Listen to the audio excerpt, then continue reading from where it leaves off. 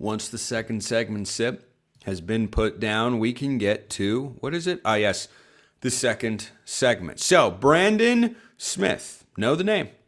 Know the name. This is a guy who will have an opportunity to play in his first year of college football, but a late flip in the class of 2026. Now, remember, in my perfect world, this would be a much more common occurrence in which guys are flipping or committing or officially signing after the season. You'd put National Signing Day, which I think still technically exists, back in February, and you would make it actually a big deal. That would be a better world for the college football calendar, so you don't have to work out recruiting classes and the transfer portal as well while the season is still ongoing. Does make sense. Hopefully those changes arise. I'm not particularly optimistic. I am optimistic, though, about Brandon Smith, 6 foot, 185 pounds from Central East High School in Fresno, California. He's a 4-star composite in the 24/7 rankings, number 337 overall player, and the number 21 running back. He had been committed to Brent Brennan and the Arizona Wildcats.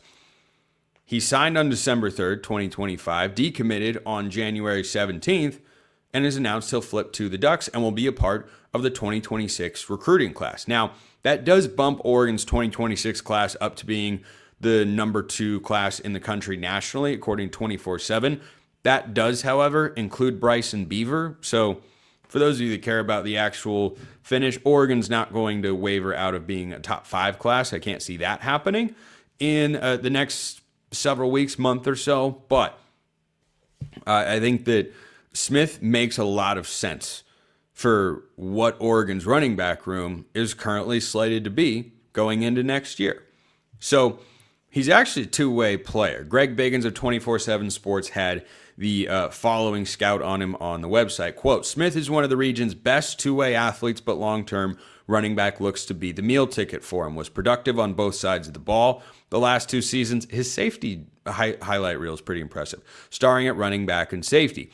A true game breaker and home run threat running with the football, and is among the most explosive backs out west. Elite track metrics and competed in 5 events last spring with a personal best 10.67 100 meters. That is pretty darn good. 21.52 in the 200 meters, and anchored the school's 4x400 relay team that finished second at California State Track and Field Championship. Speed shows up on the football field, and he's able to accelerate and hit his top-end gear after just a few strides, end quote. He's also a capable pass catcher as well, and he becomes the second running back commit for the Ducks in the 2026 class. And the reason I say this makes a lot of sense is because of the portal exodus of running backs that Oregon's had, depth at this position is actually kind of lacking.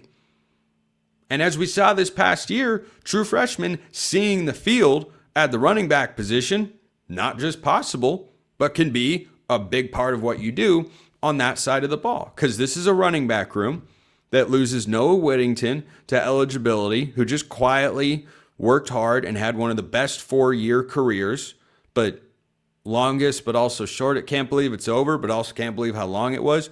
He just had a great 4-year career. He's out of eligibility. Mekhi Hughes, he transferred to Houston, where I'd suspect he will start. Jaden Lamar transferred to Washington. I don't think that he is going to start.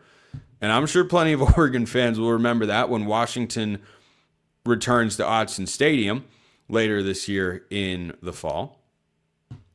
And Jay Harris transferred to Kansas State.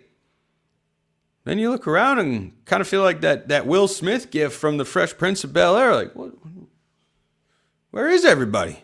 Where'd they go? How many guys you got? Well, this actually puts Oregon into a solid spot. With Tredarian Ball, that makes 5 scholarship running backs. 2 of them are true freshmen, but I think there are going to be several offseason conversations on this very show about what that running back depth chart is going to look like. Because, of course, you have Jordan Davison and you have De'Aaron Hill, and Dink Riggs is still around, only guy that wasn't a huge part of the room last year that decided to stick around. Maybe this is why. Maybe he sees this as an opportunity to see the field. I don't know that there's anything except for maybe blocking that Jalen Lamar can do that Dink Riggs can't do on a football field. So then you bring in two guys that are known for the home run hitting ability, and you in both Smith and Tre'Darian Ball, who has some of my favorite highlight tape of any player, regardless of position, in the 2026 class. By the way, 6 foot, 185 pounds, actually a little bit lighter, but 1 inch taller than what De'Aaron Hill was, who came in at 5'11", 205 pounds. And, you know, the type of scouting report that both of these guys generated is very similar. Talk about the high-end speed, talk about the explosion.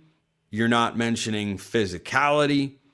It's all about the big plays. It's all about making the flash. And De'Aaron Hill, of course, was awesome this year. And I'm sure he'll be great again next season.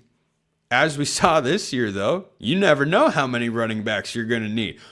I think the biggest takeaway, frankly, from this edition that we should all be wondering is, hey, Brandon, how capable are you in pass protection 1 year from now? Because, boy, I tell you, you never know what can happen to a running back room and who can become available. It's actually insane that it's 2 years in a row Oregon's top running back has either been limited or hasn't played in the biggest game, or in the last game of the year. Jordan James got knocked out in the first half of the Rose Bowl. Davison didn't play, and then Noah Whittington got turf toe. So there is no such thing as having too much depth, or there's too many guys, too many mouths to feed. You just don't know how it is going to all shake out. So, yeah, when I saw this particular piece of news, my first thought was, wow, they picked somebody up. And then I thought about it and went, wait a minute. How did I miss that? When I was laying out transfer portal needs throughout the week on the show, how did I overlook the fact that Oregon was before they flipped Smith from Arizona, they were slated to go into the season with 4 scholarship running backs, which based on this year is not enough, which is wild, but you never know when that situation could come around once again. So, yeah, I like to pick up the potential to play on special teams, at least as a true freshman, I think is very real, given his experience at safety. I don't think with Oregon's defensive backfield, both what they have coming back, what's in the 2026 recruiting class, guys from the 25 cycle that, you know, like Trey McNutt, Dorian Brew, that didn't see the field because of injury this year, that could play a role next season. Coy Parrish coming over from Minnesota, of course. I don't think there's a real path to playing time there. But number 3 running back position, wide open. There for the taking.